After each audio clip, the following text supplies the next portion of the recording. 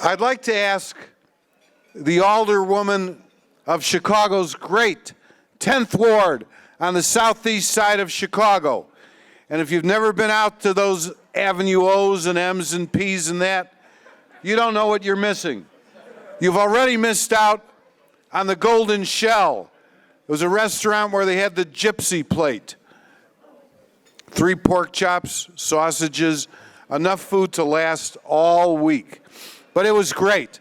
So I'd like to ask Alderman Sadlowski Garza, who, by the way, we're putting together a program on the Port of Chicago, and you're going to be on that program, Alderwoman. I'd like to have her come up and introduce our main speaker. Thank you so much. Good afternoon, everyone. I am so excited to be here today. My name is Sue Sadlowski Garza. I am the first woman ever to hold a seat in the 10th Ward, so I'm very proud of that. And I'm also the first Chicago Teachers Union member ever to be an alderman in City Council, so I'm very proud of those 2 accomplishments. I have to say, when Anna Valencia asked me to do this, I said yes without hesitation. I'm in a world where, you know, you're always looking around trying to figure out who wants what and who needs this and who needs that. Anna has become somebody that I admire, I respect. She's my friend, and I trust her. She'll tell me if I have lipstick on my teeth or if I have toilet paper on my shoe. She's real, and she deeply cares about what she does. I've had the pleasure of knowing her for several years in various different roles, and I can tell you that she is a fierce champion for women and working families. Like me, she comes from a proud union household, and coming from a background like ours, you understand the importance of working hard and the pride that comes from your job. You understand that the strong values of income equality, gender equity, and workers' rights. You can see that Clerk Valencia has these values in everything she does and all that she's accomplished. Like her work through the Status of Women and Working Girls, the working group that she established. She's fiercely helped champion Fair Work Week. That is the most comprehensive, progressive scheduling policy in the nation. Yeah, you can clap. From her work to tackling the city's fines and fees policies that disproportionately impacted our city's Black and brown residents. Yes, huge. I traveled around the city with her and listened to people's stories that were affected by these fines and fees. I still get choked up. That one policy changed the lives of so many people. So thank you so much for that. How about the municipal ID program? Helps all residents get a government-issued ID. Anna has always been on the side of working people. Even in her young career, Clerk Valencia has always been a fighter for our communities, and I can't wait to see what she does next. But when she stands up, you're gonna see what she's gonna do next. Just saying, maybe she'll give us a gender reveal at the end, right? With that, I'd really like to introduce my friend, my comrade, Clerk Anna Valencia.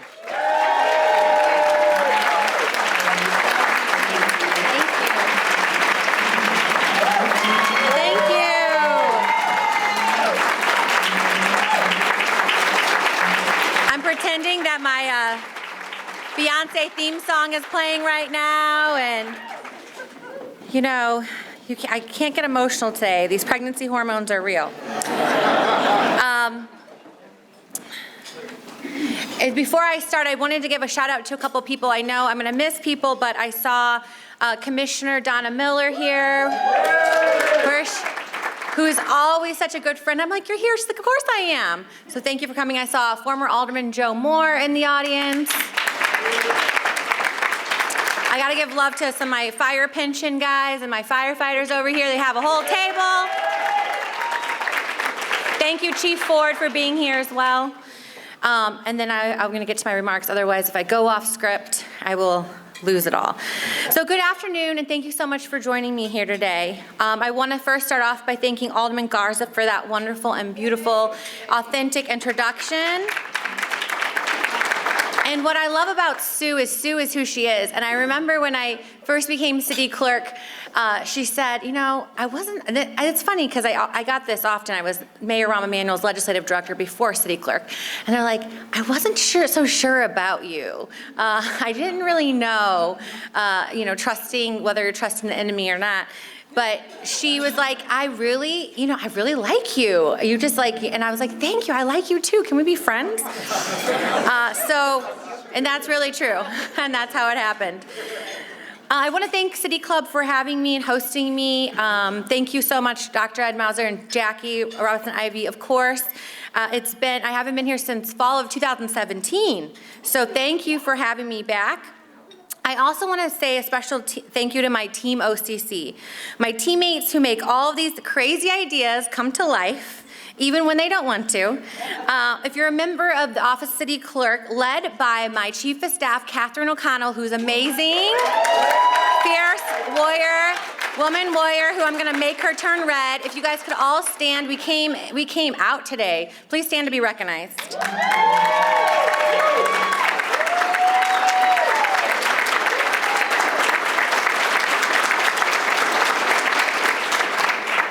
I also have to thank my husband, Riyadh, who you all probably know, the first man of the first clerk's office. You probably all have gotten a hug against coronavirus restrictions. But I want to publicly thank him. He's an amazing partner, 50-50 all the way through. He's going to be an amazing dad. So I just want to publicly thank you, Riyadh.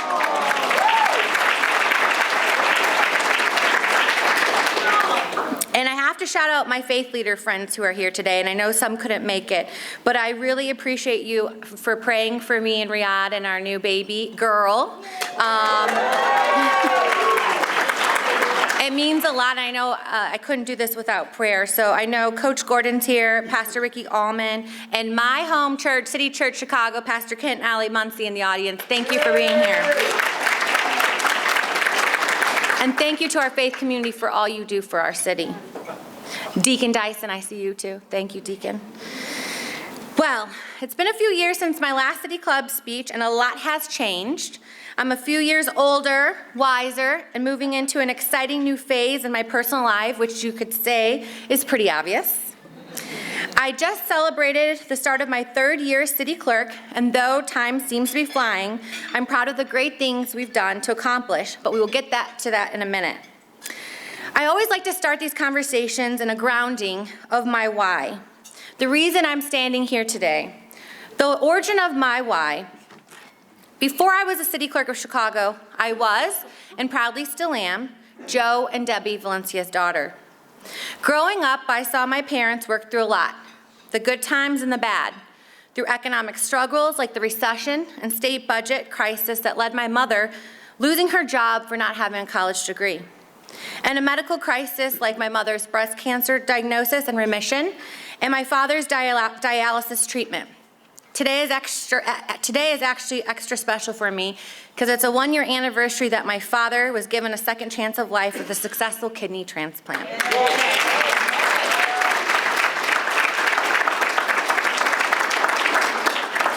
Through all of this, they never complained, they worked hard, and they provided for our family.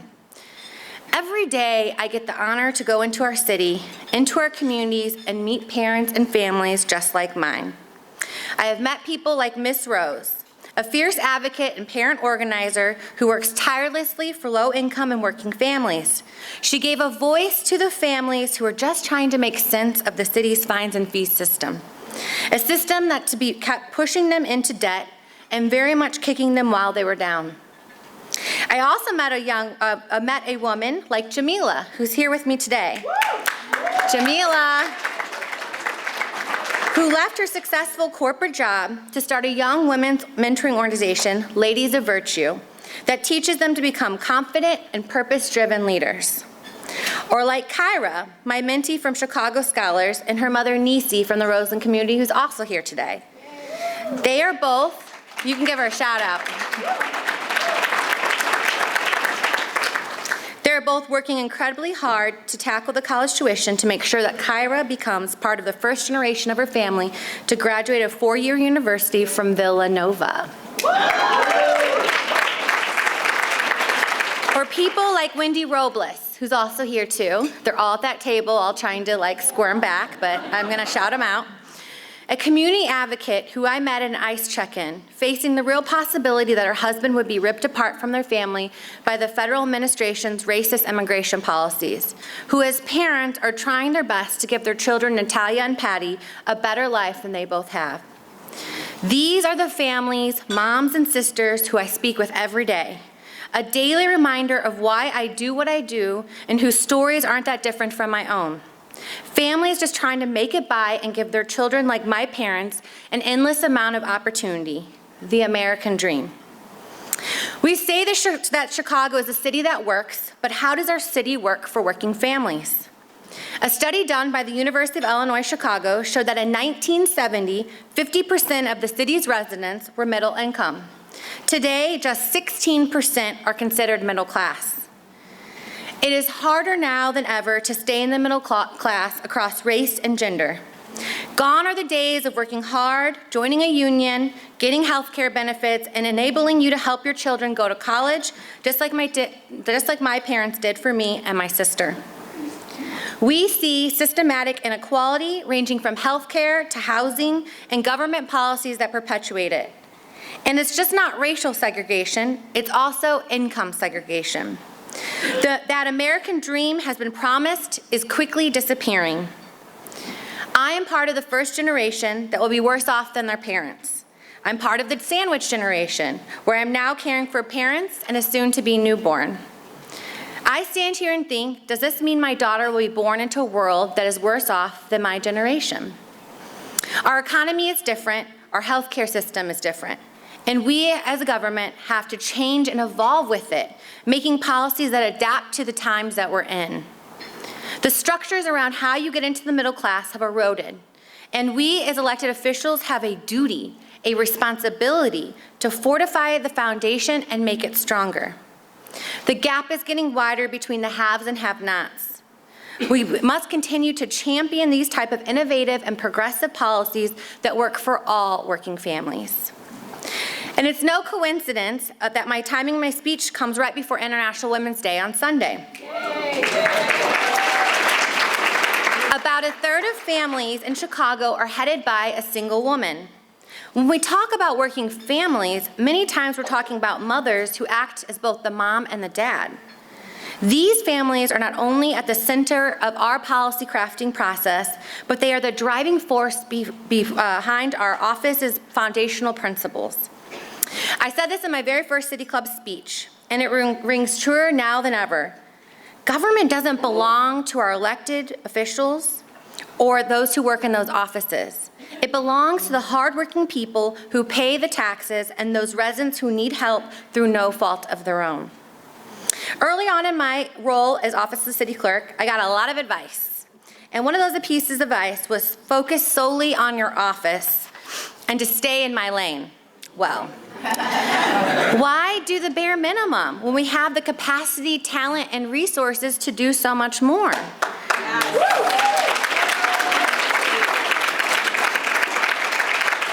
The beauty of this role for me has given me the freedom to make it my own. I've been able to carve out this position, shaping the visions and goals I discussed 2 years ago right here on the stage and making it a reality. When I first became city clerk, I was the only citywide female elected official. Now I am one of 3, and we are all women of color.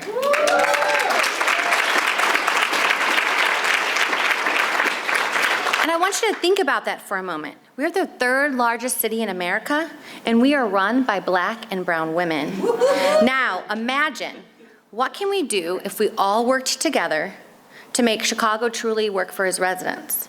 If all of us used our various perspectives and lived experiences to shape city policies.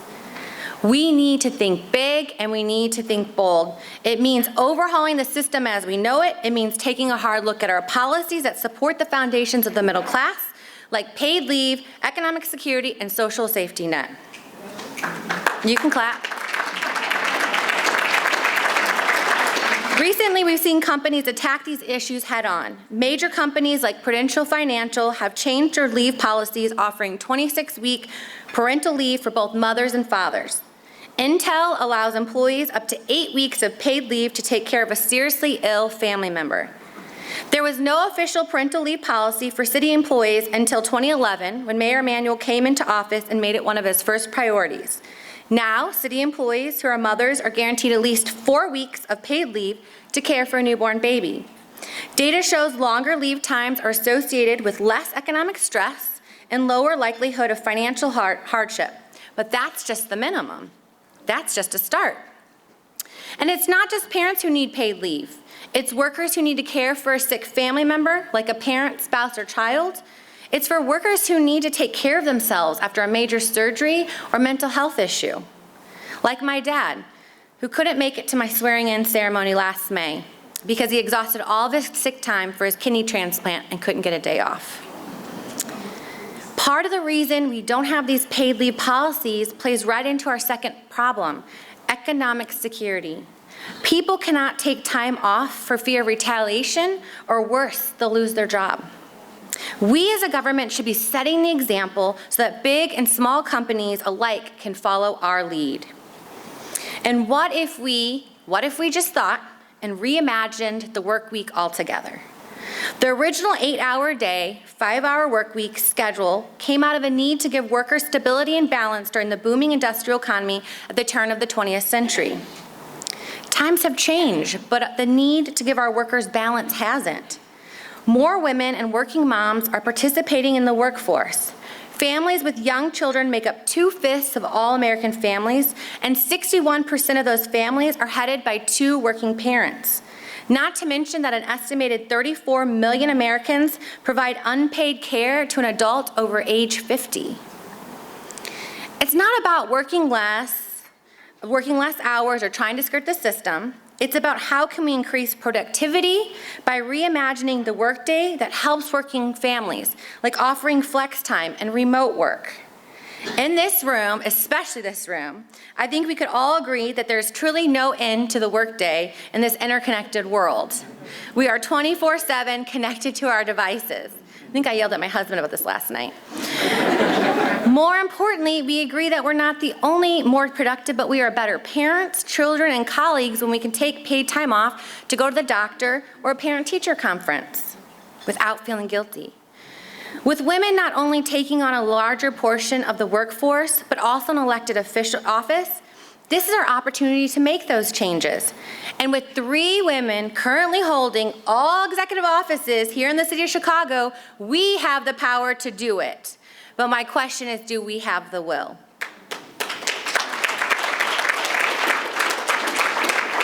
But we just can't stop at challenging the idea of what makes up a workday. We must ask ourselves, how do we make sure that our economic future stays intact?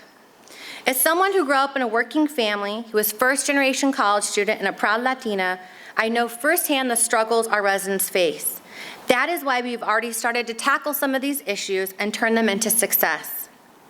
It starts with things like supporting a fair and predictable scheduling ordinance, which we support as part of the Status of Women and Girls Working Group, including raising the minimum wage. It means supporting legislation that provides for a family-sustaining work week. Workers need predictable schedules with notices their families can count on. They need a predictability of pay and for scheduling changes, the right to decline extra hours, and the right to access more work hours if they need it. And thank you, Sue, for leading the charge on this.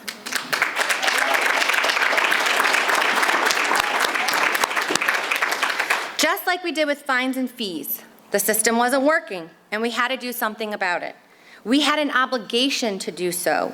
We were placing barriers on working families who wanted and tried to follow the laws, but were being set up to fail. After taking in all this information, I couldn't stay quiet. I couldn't let this continue when it was clear these practices were driving hardworking families like my family and Miss Rose into crippling debt. Take the CTI bus driver I met in North Lawndale at one of our fines and fees roundtables. A hardworking father of 5 doing everything he could to provide his children with endless opportunities, that American dream. And despite his work ethic, he unfortunately fell victim to a broken system. After one city sticker ticket, he spiraled into debt that caused him to lose his license and eventually his job. After hearing this story and many like it, I knew I had to do more. That's why we had to reform the system, and in partnership with Mayor Lori Lightfoot and the City Council, we tackled the issue head-on, passing our first ordinance of reform in September. You can clap for that.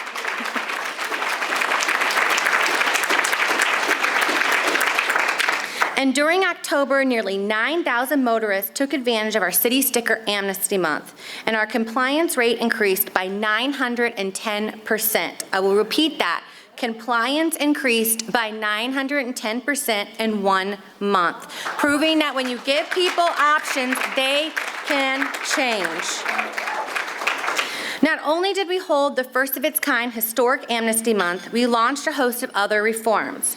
We introduced the reduced term city sticker, which lowered the barrier to entry for obtaining a city sticker. This allows residents to purchase a city sticker for a shorter period of time instead of a 1-year or 2-year option, making it more affordable option for many Chicagoans, starting as low as $30. We also, I like the claps. We also made changes to our new no-fee veteran city sticker, removing the veteran's designation date requirement, making it more inclusive and accessible to more of our nation's heroes.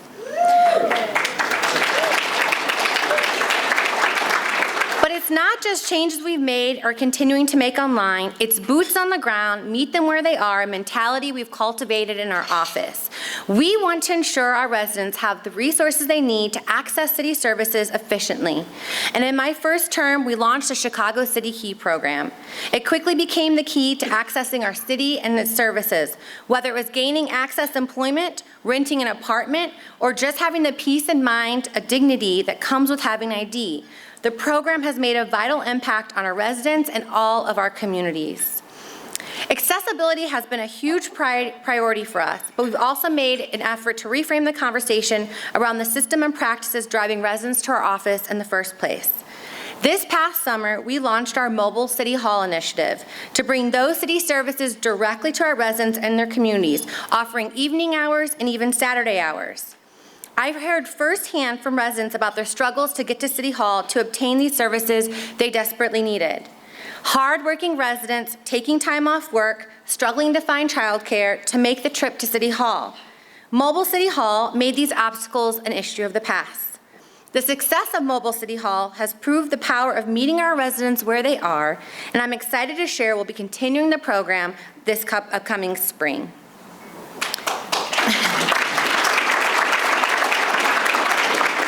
Creating policies rooted in the principles of accessibility, openness, and collaboration, we've been able to address those issues I hear from our residents. I've had a lot of jobs in my short time here, 35 years young, but I always say serving as your city clerk has been the best job I've ever had, yet. Every day I walk into City Hall determined to make a positive and long-lasting impact on the city.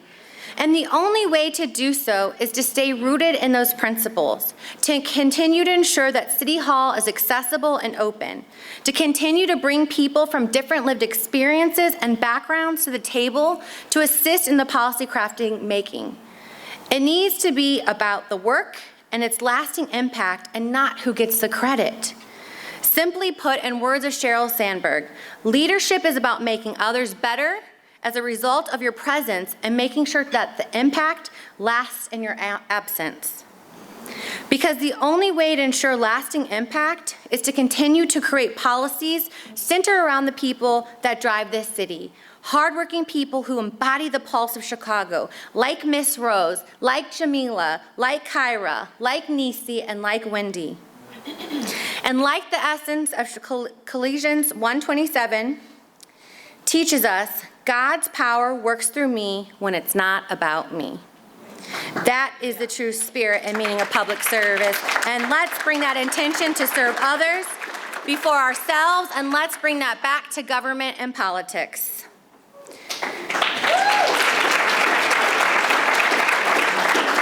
I'm sorry, that was Colossians 1:27, I got nervous. We've worked so hard and we've done so much, but I'm excited for the future because we have so much left to do. And with women in charge and at the top, no one can stop us. We are at the moment in our city's history where we have more leaders coming into office that reflect our lived experiences and the people that we serve. And it's just not elected office. It's our city colleges led by Juan Salgado. It's our Chicago Public Schools led by Dr. Janice Jackson. It's our foundations led by Felicia Davis and Dr. Helene Gale. We have the possibility to begin transforming the way our workday looks like for working families and single parents because we have the right leaders.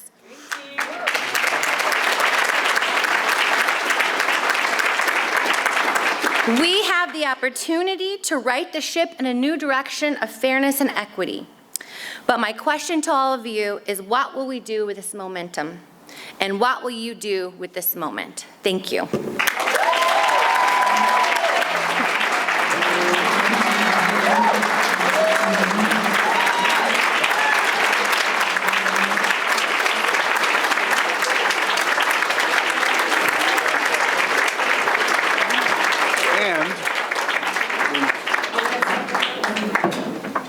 Okay. Thank you very much, Anna. Thank you very much. No, I'm good. I can see it. You sure? Yeah. It's okay. Because you look a little different than when you were here in 2017. Okay. We have a couple of questions here.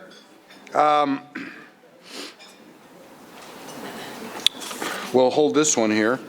This is from Jillian Rosenberg Armour. Jillian, where are you? She's right over there. And Jillian, you're not a City Club member. Guess what? For $50, you can become a member.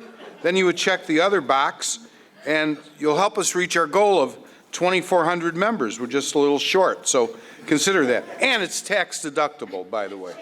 Okay, so here's our question. How do you empower other young women? Okay. Also, I got to give a shout out to Beth Swanson. Hello, Beth. Thanks for coming. So, you know, for me, it's all about giving back to what I've been given so much. I feel like when I've come up in this business, I mean, I was first in my family to go to college at U of I. I accidentally, yes, U of I hear some U of I alum. And I accidentally landed in kind of an internship that landed me in Virginia and got into politics and organizing. I've had a lot of great mentors help me, but I've had a lot of male mentors help me. It just happened to be that's who was in politics at the time. So I always want to try to help young women, especially trying to get into the political government space, because it's always hard to maybe get your foot in the door at the first time or how to navigate the process. So I just think it's on all of us that if we've been given so much, that we should give back too.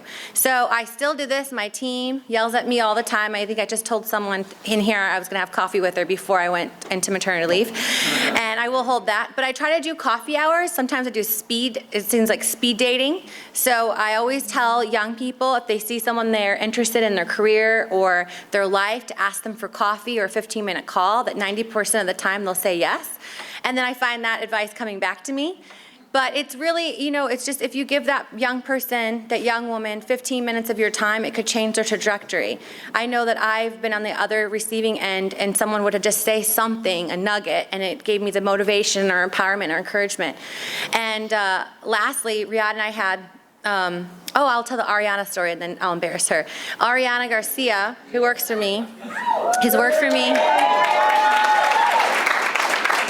me since 2014 in some capacity. She can never leave me. Don't take her, anyone. No, but her and her mom saw me speak at Mujeres en Acción on a panel. And next thing I know, they raced out in the lobby and followed me and asked me for coffee. And she came, and 3 weeks later, I hired her. And then she just kept, following me around where I got a new job, and she's great. And she grew up in Pilsen and, went to Miami, Ohio, and first in her family to go to college too, but that's how it starts. That's how it starts. Okay, thank you very much. Okay, this is from City Club member Elisa Tate. Elisa, where are you? Oh, right over there. Great. Her question is, given your strong focus on reducing fines and fees, how will your office address the impact of ticketing? Of ticketing under the new cannabis law? Okay, I'm going to ask my chief legal counsel to come up and speak to that. No, just kidding, Andy. No, that's something that we're working out now, because those are the rules. When the state came in, you know, we were trying to catch up quickly with what the state rules are. So that'll be an issue that we're concerning. And I think also, if you see, I want to give props to the mayor. You know, what I love about her too is anytime I go around, someone's texting me, oh, the mayor mentioned you about fines and fees. And I think it's awesome that we're supporting each other in the work that we're doing. But she's really looking at fines and fees holistically too. And I think this was just one thing that we recognized, and we started peeling the onion back, and we saw more and more. You saw her do some stuff on water, what's happening with water. But I think that's the same thing we have to make sure we're doing with cannabis, and where the ticketing's happening, who's writing the tickets, making sure that it's fair and equitable, and those things are very important. So we haven't dug into it as much as we need to, but that's something I'm sure that's on the radar. Okay, thank you. This question's from City Club member Becca Shy. Becca, where are you? Right back there. Great. She's with ABIC, A-B-I-C. Thank you for leadership and immigration and city sticker amnesty. She benefited. That's how she paid for her City Club membership, by the way. We're grateful. Her question is, well, she really has two questions. How do you balance work with non-work? You mentioned the strong support from Riyadh and so on. And her second question is, you said being clerk is the best job you've had yet. So you know this is bound to come up. She wants to know if you're considering running for any statewide office. So first of all, on the balance issue, that's a lot easier for me to, the balance issue, I think that's when I started and young, I was, I think 25 when I ran a statewide as deputy political director for the Senate Democratic Caucus. And I started kind of young in this world, and all my life has been about work. So this new season I'm about to enter, it's really challenging me to switch my priorities. And when I met my husband, it challenged me to switch my priorities again. For me, my faith has been a huge amount of strength for me. My faith in whatever faith you have, whether it's God or Buddhism or a spirit or universe, I think it's really helped me stay grounded and focused. And two, I think finding people that give you energy, that don't take, like in this world, and you're all leaders in your own right, there's takers and givers. This should be my TED Talk. And you can identify them. So making sure that you intentionally surround yourself and plan people in your life and your day that will bring you joy. Maybe it's a coffee or a breakfast or lunch. Make a plan in your schedule to have them, and you'll come up to your day and be like, oh, I didn't know I was having coffee with so-and-so this morning. What a treat. And it just kind of gives you that little extra, jolt to go into your day. So that kind of helped me. I was wondering who would catch the yet. It's just more fun than anything. I'm a very, I narrow my dream and what I want to continue to do with work with impact. It has to be impacting people's lives. It has to be touching people's lives. It can be small scale or large scale, doesn't matter. So whether that's public office, whether that's corporate, whether that's nonprofit, foundation, whatever it may be, and whatever God's plan is for me. So that's my answer. Very diplomatic, very tactful. Wonderful. You can tell. University of Illinois. Yeah. They train as well. So what do you think of our Fighting Illini and the upcoming NCAA as, alums, former educators, and so on? Oh, Lord. That is something I've not prioritized to follow, but my husband went to the Ohio State University, so right now We are having a battle of the onesies, so we'll see what happens. Big game tonight, you know. Ohio State and Illinois. We'll talk about it tomorrow. Okay. This is from Nick Kacharubas with DePaul University. He wants to know if you could give us a report or an update on the City Key program and any future plans for the program. Yes, so the City Key program is going great. I want to also thank Kirk Dillard, who's here with the RTA. We are exploring opportunities with them, and we've been working with other great partners. Commissioner Bridget Gaynor's not here today, but her and Commissioner Dennis Deere helped us get into the Cook County Jail system. So we are now printing the IDs in the Cook County Jail. I have a dream and vision that there will be a foundation or corporate partner that would put $5 or $10 on those cards preloaded.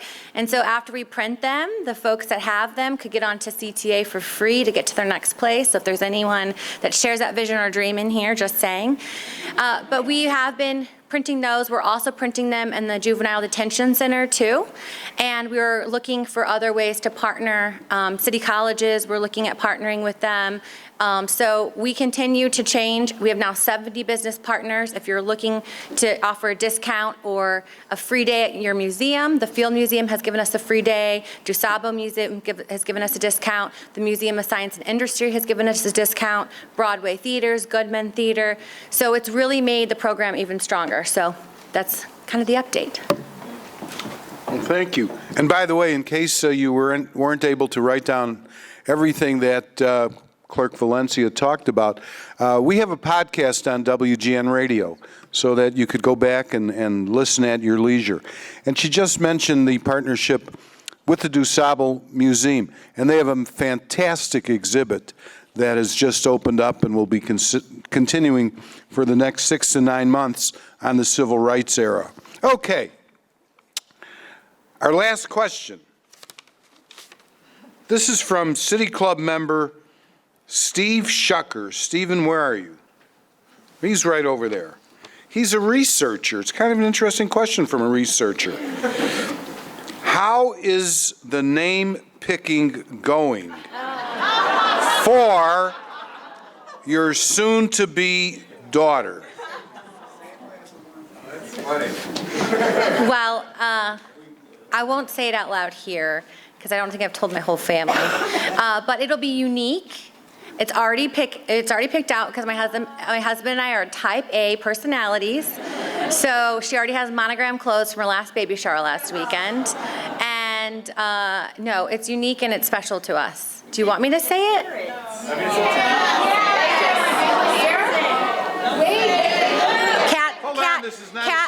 Kat, my chief of staff tells me no, and I listen to her because she scares me. No, but follow, here we go. Follow at Shy City Clerk, and you will be the first to know.